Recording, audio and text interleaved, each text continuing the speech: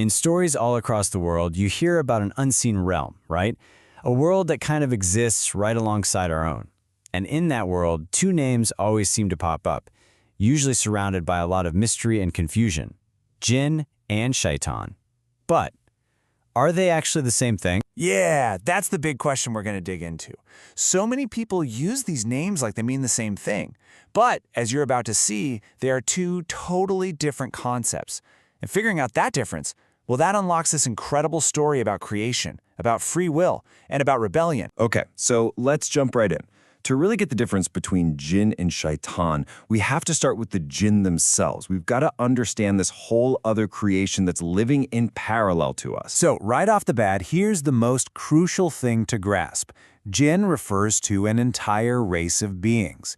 They're not ghosts, they're not some kind of abstract spirit, they're species, a whole other creation with their own existence, just, in a way that we can't see. And their very makeup is completely different from ours. You know how traditions say humans were made from clay or earth? Well, the Jinn are said to be created from a smokeless fire. And that's not just some cool, poetic detail. It's meant to establish them as a totally separate order of being. Now, this is where it gets really, really interesting. This is where all the common ideas about them start to break down. Because what truly defines them isn't where they come from. It's a quality they actually share with us. And boom, this is it. This is the single most important piece of the puzzle. Just like us, Jinn have free will. They can choose. They can think. They can believe or disbelieve. They can follow rules or they can break them. They've got the same moral dilemmas we do.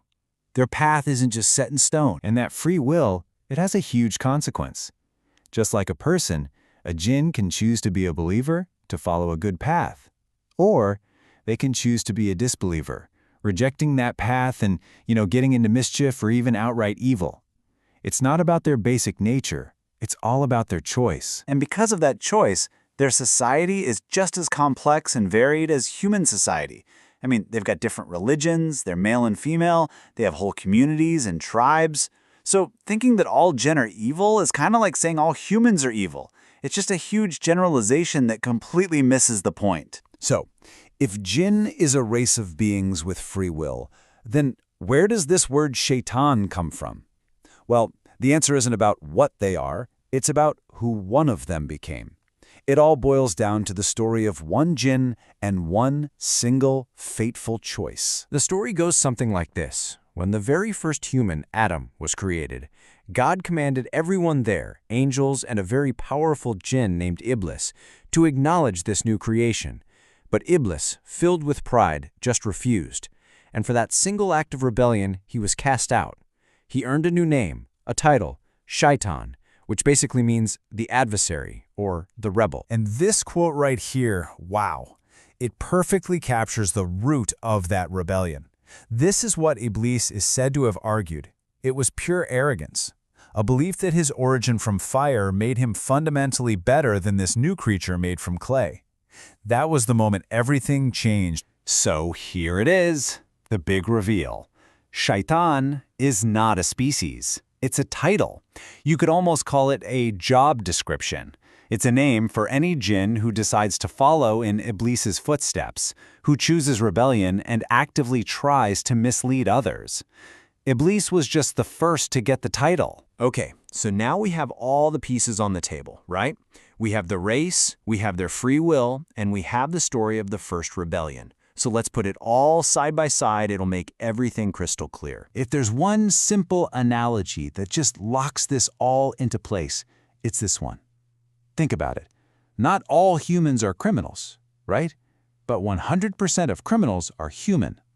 Criminal isn't a species. It describes a choice they made. It is the exact same logic here. Not all Jinn are shaitan, but every single shaitan is, by definition, a Jinn. So let's just break it down. For origin, Jinn is a race created from fire. Shaitan is a Jinn from that race who rebels. For morality, Jinn have the whole spectrum, good, bad, neutral. But a Shaitan is exclusively evil and rebellious. That's its defining feature. And finally, their goal.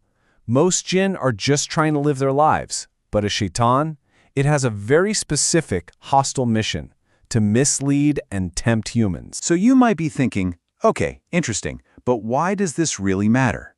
Well, it's not just about getting the words right. This difference has huge implications for how you think about the unseen world and even about the nature of evil itself. So think about the entire population of jinn for a second. The shaitan, they're just one slice of the pie. They aren't even all of the disbelieving jinn. They're a specific faction within that group. They're a subset of a subset, defined entirely by their active war on good. And that is really the heart of it. Getting this distinction is so important because it stops us from blaming an entire race for what a rebellious faction does. It completely reframes evil, not as something you are, but as something you choose. So, to wrap it all up, if you walk away with anything, remember these 3 things. 1. Jinn are a diverse race, and they have free will. 2. Shaitan is not a race, it's a title for a jinn who rebels. And 3. The whole difference between them comes down to choice and purpose. And that leaves us with one last pretty deep thought to chew on. If, in this whole framework, evil isn't a substance you're made of, like fire or clay, but it's a path you choose, well, if the only thing separating a jinn from a shaitan is a single choice born from pride, what does that suggest about where that same line exists for all of us?